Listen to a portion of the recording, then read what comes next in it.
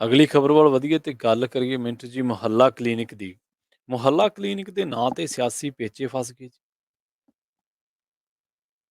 देखो मुहल्ला क्लिनिक का जिहड़ा मसला है, मुहल्ला क्लिनिक ते इलाज ते पता नहीं कदों चालू होएगा, पर इस वेले विवाद चालू है।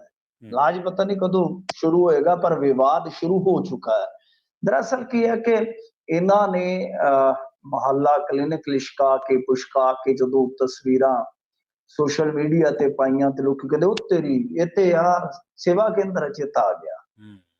ਤਾਂ ਫਿਰ ਇਹਨਾਂ ਨੇ ਵੀ ਕੱਢ ਕੇ ਲੈ ਆਂਦੀਆਂ ਜਦੋਂ ਮਤਲਬ ਕਿ ਪਾਥੀਆਂ ਪਈਆਂ ਹੋਈਆਂ ਸੀਗੀਆਂ, ਕਹਿੰਦੇ ਆ ਤੁਹਾਡੇ ਵੇਲੇ ਆ ਸੀ ਤੇ ਸਾਡੇ ਵੇਲੇ ਇਹ ਆ। ਪਰ ਇਸੇ ਦਰਮਿਆਨ ਇੱਕ ਆਰਟੀਆਈ ਐਕਟਿਵਿਸਟ ਇੱਕ ਆਰਟੀਆਈ ਕੱਢ ਲਿਆਉਂਦੇ ਆ ਜਿਹਦੇ ਵਿੱਚ ਐਵਰੇਜ 20 ਲੱਖ ਰੁਪਇਆ ਖਰਚਾ ਹੈ। ਮਤਲਬ ਕਿ ਸੇਵਾ ਕੇਂਦਰਾਂ ਨੂੰ ਮੁਹੱਲਾ ਕਲੀਨਿਕ ਦੇ ਵਿੱਚ ਤਬਦੀਲ ਕਰਨ ਲਈ ਜਿਹੜਾ ਰੈਨੋਵੇਸ਼ਨ ਦਾ 20 ਲੱਖ ਰੁਪਇਆ ਪਿਆ। ਹੁਣ ਇਹਦੇ ਤੇ ਵੀ ਇੱਕ ਵਿਵਾਦ ਆ ਕਿ 20 ਲੱਖ ਰੁਪਇਆ ਤੇ ਇੱਕ ਤਰ੍ਹਾਂ ਨਾਲ ਕਹਿ ਲਓ ਕਿ ਮਿਹਣੇ ਦੇਣੇ ਸ਼ੁਰੂ ਹੋ ਗਏ ਨੇ ਜਿਹੜੇ ਰਾਜਾ ਵੜਿੰਗੇ। ਉਹ ਗੱਲ ਤੁਹਾਨੂੰ ਪਤਾ ਹੀ ਹੈ ਜਿਸ ਤਰੀਕੇ ਨਾਲ ਬਣਾਉਂਦੇ ਆ। ਉਹ ਕਹਿੰਦੇ ਕਿ 5 ਲੀਟਰ ਪੇਂਟ 2 ਪੇਂਟਰ ਤੇ ਪਹਿਲਾਂ ਤੋਂ ਬਣੀ ਸਰਕਾਰੀ ਇਮਾਰਤ ਬਸ ਬਣ ਗਿਆ ਮੁਹੱਲਾ ਕਲੀਨਿਕ। ਤੇ ਕਹਿੰਦੇ ਵੀ ਸਾਨੂੰ ਪੱਕਾ ਯਕੀਨ ਹੈ ਕਿ ਪੂਰੀ ਦੁਨੀਆ ਦੀਆਂ ਸਰਕਾਰਾਂ ਆਪ ਸਰਕਾਰ ਦੇ ਪੰਜਾਬ ਦੇ ਇਸ ਮਾਡਲ ਨੂੰ ਚਾਹੁੰਦੀਆਂ ਹੋਣਗੀਆਂ। ਤੁਹਾਨੂੰ ਯਾਦ ਹੋਏਗਾ ਭਗਵੰਤ ਮਾਨ ਹੋਰਾਂ ਨੇ ਕਿਹਾ ਸੀਗਾ ਕਿ ਅਮਰੀਕਾ ਵੀ ਮੰਗ ਰਿਹਾ ਸਾਡੇ ਕੋਲ ਮਾਡਲ। ਹੁਣ ਦਿੰਦੇ ਆ ਕਿ ਨਹੀਂ ਦਿੰਦੇ ਉਹ ਪਤਾ ਨਹੀਂ ਹੈ, ਪਰ ਉਹਨਾਂ ਨੇ ਦਾਅਵਾ ਕੀਤਾ ਸੀਗਾ ਕਿ ਅਮਰੀਕਾ ਵੀ ਮੰਗ ਕਰ ਰਿਹਾ ਹੈ। ਤੇ ਮੈਂ ਕਿਹਾ ਹਾਂ ਗੱਲ ਜੇ ਕਿਤੇ 1-2 ਦਿਨ ਪਹਿਲਾਂ ਦੱਸ ਦਿੰਦੇ ਤੇ ਬੜਾ ਸੌਰਨਾ ਸੀਗਾ, ਕਿਉਂਕਿ ਸੰਨੀ ਦਿਓਲ ਇਲਾਜ ਵਾਸਤੇ ਇੱਥੇ ਗਿਆ ਹੋਇਆ ਅਮਰੀਕਾ। ਉਹ ਮੈਂਬਰ ਪਾਰਲੀਮੈਂਟ ਇੱਥੇ ਇਲਾਜ ਕਰਾ ਲੈਂਦਾ। ਦਿਨ ਤੇ ਹੁਣ ਵਿੱਚ ਕੁਝ ਵੀ ਨਹੀਂ ਸੀ ਰਹਿ ਗਏ। ਥੋੜਾ ਜਿਹਾ ਔਖਾ ਸੌਖਾ ਹੋ ਕੇ ਟਾਈਮ ਕੱਢ ਲੈਂਦਾ ਤੇ ਉਹਦਾ ਇਲਾਜ ਇੱਥੇ ਹੋ ਜਾਣਾ ਸੀਗਾ। ਕੀ ਲੋੜ ਸੀਗੀ ਉਧਰ ਜਾਣ ਦੀ। ਤਾਂ ਖੈਰ ਦੇਖੋ ਇਹਦੇ ਤੇ ਹੁਣ ਅਕਾਲੀ ਤੇ ਕਾਂਗਰਸੀ ਬਿਲਕੁਲ ਰਲ ਕੇ ਝਪਟ ਪਏ ਨੇ। ਇਹਨਾਂ ਦੇ ਰਲ ਕੇ ਤੋਂ ਭਾਵ ਕੀ ਹੈ ਕਿ ਇੱਕੋ ਰਾਏ ਆ ਉਹਨਾਂ ਦੀ ਇਸ ਬਾਬਤ ਕਿ ਤੁਸੀਂ ਆਪਣੀ ਮਸ਼ਹੂਰੀ ਕਰ ਰਹੇ ਹੋ, ਜਿਵੇਂ ਨਾ ਖਾਓ ਪੀਓ ਆਪਣਾ ਤੇ ਜਸ ਗਾਓ ਹਮਾਰਾ। ਮਤਲਬ ਕਿ ਤੁਸੀਂ ਆਪ ਕੁਛ ਨਹੀਂ ਕਰ ਰਹੇ, ਬਸ ਸਿਰਫ ਤੇ ਸਿਰਫ ਆਪਦੀ ਪਾਰਟੀ ਦੇ ਨਾਮ ਤੇ ਹੀ। ਆਮ ਆਦਮੀ ਮੁਹੱਲਾ ਕਲੀਨਿਕ ਹੈ ਨਾ ਪੂਰਾ ਨਾਮ ਉਹਦਾ ਹਜ਼ੂਰ। ਤਾਂ ਆਮ ਆਦਮੀ ਪਾਰਟੀ ਦੇ ਨਾਮ ਤੇ ਤੁਸੀਂ ਉਹਦਾ ਨਾਮ ਵੀ ਰੱਖ ਦਿੱਤਾ। ਤੇ ਇਹ ਇਸ ਤਰ੍ਹਾਂ ਇੱਕ ਦੂਜੇ ਨੂੰ ਸਿੱਠਣੀਆਂ ਦਿੱਤੀਆਂ ਜਾ ਰਹੀਆਂ, ਇੱਕ ਦੂਜੇ ਨੂੰ ਮਿਹਣੇ ਦਿੱਤੇ ਜਾ ਰਹੇ ਆ।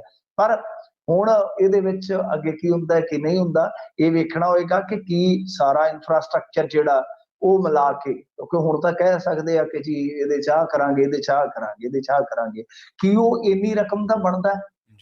ਅੰਦਰ ਜਾਏ ਤੋਂ ਪਤਾ ਲੱਗੇਗਾ, ਜਦੋਂ ਕੰਮਕਾਰ ਸ਼ੁਰੂ ਹੋ ਗਿਆ ਉਦੋਂ ਪਤਾ ਲੱਗੇਗਾ। ਹਾਲੇ ਤੇ ਸਾਨੂੰ ਇਹ ਨਹੀਂ ਪਤਾ ਲੱਗਣ ਡਿਆ ਕਿ ਇਹਦੇ ਫੰਡ ਕਿਹਦੇ ਤੋਂ ਆਉਣੇ ਨੇ, ਕਿਉਂਕਿ ਸਾਡੇ ਸਿਹਤ ਮੰਤਰੀ ਵੀ ਅਣਜਾਣ ਆ। ਜਿੰਨਾ ਕੁ ਸੁਣਨ ਦੇ ਵਿੱਚ ਆਇਆ ਕਿ ਨੈਸ਼ਨਲ ਹੈਲਥ ਮਿਸ਼ਨ ਤੋਂ ਆਉਣਗੇ, ਯਾਨੀ ਕੇਂਦਰ ਸਰਕਾਰ ਵਾਲੇ ਜਿਹੜੇ ਹੈ ਹੈਲਥ ਮਿਸ਼ਨ ਵਾਸਤੇ ਫੰਡ ਆਉਂਦੇ ਨੇ। ਇਸ ਬਜਟ ਦਾ ਜਿਹੜਾ ਸਾਰਾ ਹੈਗਾ ਸਾਲ ਉਹ ਉਹਦੇ 'ਚ ਹੀ ਵਰਤੇ ਜਾਣਗੇ। ਤਾਂ ਜਦੋਂ ਉਹਨਾਂ ਨੂੰ ਪੁੱਛਿਆ ਜਾਂਦਾ ਸਿਹਤ ਮੰਤਰੀ ਨੂੰ, ਕਹਿੰਦੇ ਜੀ ਕਿ ਮੈਨੂੰ ਤਾਂ ਪਤਾ ਨਹੀਂਗਾ ਕਿ ਸੂਬੇ ਦੇ ਆਪਣੇ ਫੰਡ ਹੋਣਗੇ ਜਾਂ ਕੇਂਦਰ ਦੇ ਹੋਣਗੇ। ਇਸ ਕਰਕੇ ਹਾਲੇ ਕੁਛ ਨਹੀਂ ਕਿਹਾ ਜਾ ਸਕਦਾ, ਪਰ ਖੂਬ ਇਹਦੇ ਤੇ ਪੇਚੇ ਪਏ ਹੋਏ ਨੇ, ਖੂਬ ਇੱਕ ਦੂਜੇ ਨੂੰ ਮਿਹਣੇ ਦਿੱਤੇ ਜਾ ਰਹੇ ਆ। ਮੈਂ ਜਿਵੇਂ ਤੁਹਾਨੂੰ ਕਿਹਾ ਕਿ ਆਮ ਆਦਮੀ ਪਾਰਟੀ ਵਾਲਿਆਂ ਨੇ ਵੀ ਪਾਥੀਆਂ ਵਾਲੀ ਕੱਢ ਲਿਆਂਦੀ ਤਸਵੀਰ ਕਿ ਤੁਹਾਡੇ ਵੇਲੇ ਸੇਵਾ ਕੇਂਦਰਾਂ ਦੇ ਇਹ ਹਾਲ ਸੀਗਾ, ਜਨਤਾ ਦੇ ਪੈਸੇ ਨਾਲ ਆ ਬਣੇ ਸੀਗੇ ਸੇਵਾ ਕੇਂਦਰ। ਇਹਨਾਂ ਨੂੰ ਜੇ ਹੁਣ ਜਨਤਾ ਦੀ ਸੇਵਾ ਵਾਸਤੇ ਤਿਆਰ ਕਰ ਲਿਆ ਤੇ ਕੀ ਆਖਰ ਆ ਜਾਊਗੀ।